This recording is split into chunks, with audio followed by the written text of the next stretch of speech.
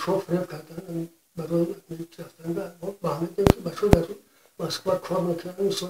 برای دستگیری میکنن خیلی برای همون رو کردن نه که بچه‌ها خیلی ما را فریب کردن وقتی که ما یه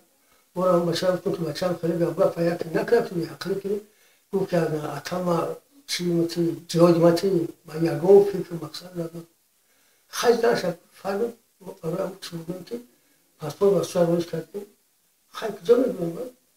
چند وقت پس که من خبر کردم همون سعید سوی رفت دیگه اسم چی میاد هیچ خطی زدن گوی خیلی که رفتن همون خط که پلان داشته همین گوی خورا که چونه مثال وطن خیلی نباشه و مملکتت نباشه یا کسا ندونی نشون خیش تبورت نباشه همون فرزندان در همون جا بود از تقدیر بود چی میشه او را کی نگاه میکنه این اخیرش باید همون با فکر میکنم که بار همون چی رفتن جاز رو چی میکن دو پیش سیوم ایست اومد کودکا دایگر رفتن که اون که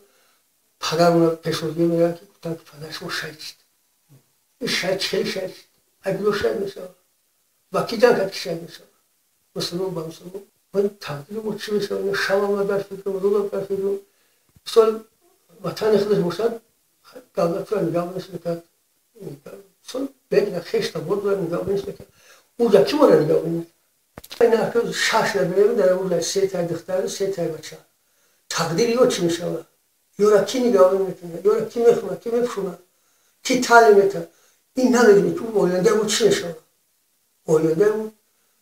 بود تروریست میشه و چی میشه یه شام خوب دارم بسته که الگوی بخور بپرست نه